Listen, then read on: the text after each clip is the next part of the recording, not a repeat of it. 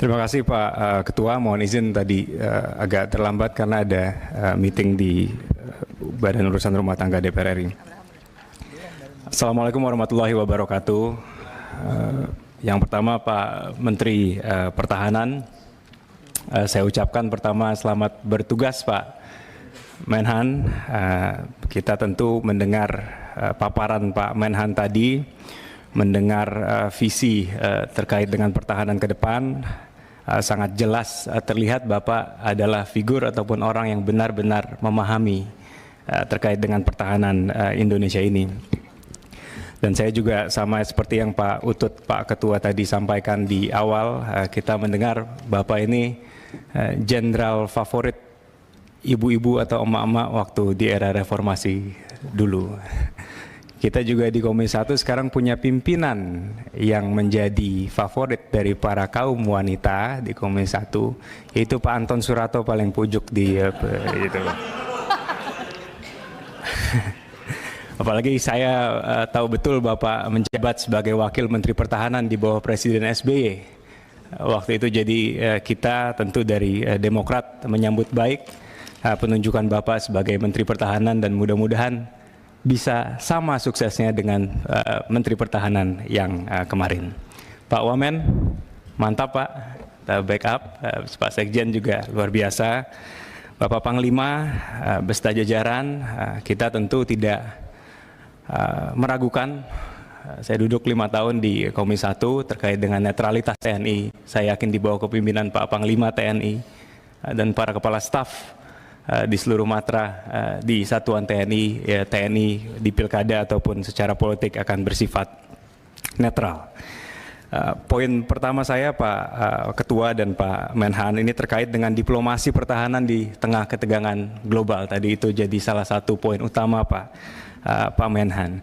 Di 100 hari kerjanya Pak Prabowo ini luar biasa. Melakukan safari diplomasi pertahanan ke beberapa negara strategis. Saya lihat juga para kepala staf ikut hadir pada saat beliau berkunjung ke Republik Rakyat Tiongkok atau ke Cina. Cuma mungkin yang menarik pertama Pak, saya minta penjelasan dari Pak Menteri Pertahanan karena kemarin berita yang beredar adalah ada kesepahaman bersama saat ini antara pemerintah Republik Indonesia dan juga pemerintah Republik Rakyat Tiongkok terkait dengan 10 dash lines ataupun Laut Cina Selatan. Ini apakah ada implikasinya terhadap diplomasi pertahanan ataupun apakah ada yang Bapak bisa sampaikan yang berkaitan dengan isu pertahanan terkait dengan ini. Kedua yang menarik yang saya lihat Pak, ini diplomasi pertahanan yang bebas dan aktif dilaksanakan oleh Presiden kita.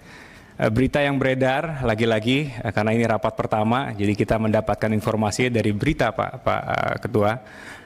Di satu sisi Indonesia di Angkatan Laut kita saya dengar akan ada rencana pengadaan alutsista dari China Pak. Ini mungkin nanti bisa dijelaskan.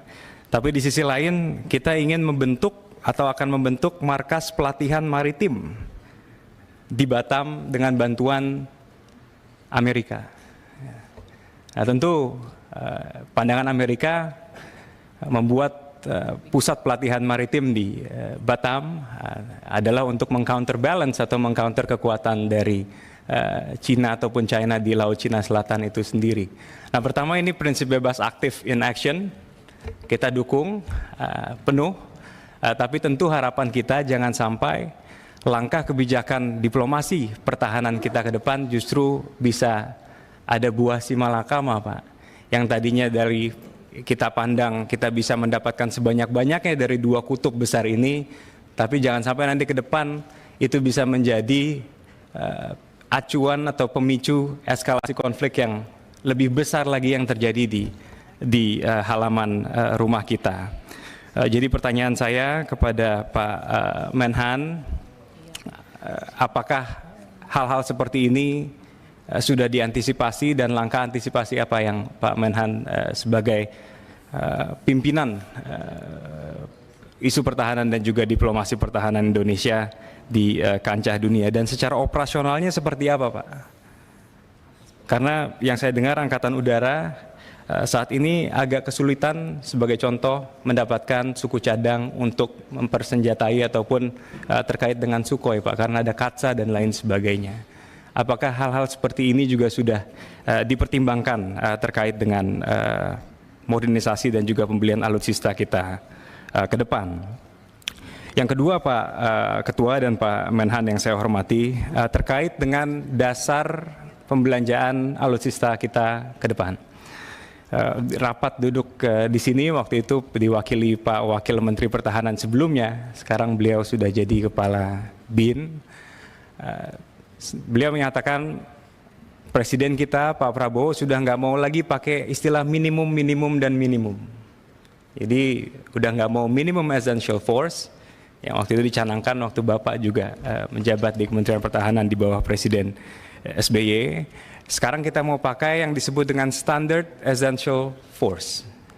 Nah, saya minta, kalau kemarin Pak Wamen karena rapat terakhir, Wamen sebelumnya karena itu rapat terakhir Komisi 1 dengan beliau, kita pandang oke, Standard Essential Force. Kalau sekarang saya minta penjelasan dari Pak Menteri Pertahanan, Standard Essential Force itu apa? Apakah itu tapi apakah itu kelanjutan dari fase ketiga Minimum Essential Force? Apakah ada hal baru yang akan dibelanjakan mengacu kepada Standard Essential Force ini?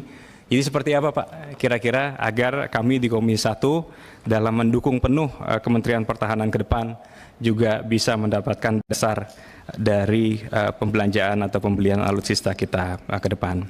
Yang terakhir Pak Menhan, saya yakin betul Pak Menhan sangat mencermati dan sangat paham bahwa karakter peperangan saat ini agak jauh berbeda dengan peperangan di masa lalu. Yes, boots on the ground penting, yes, seluruh matra existing sekarang harus bisa diperkuat, tapi kalau misalnya kita berkaca kepada perang Rusia-Ukraine ataupun peperangan di wilayah lain, isu siber ini penting sekali.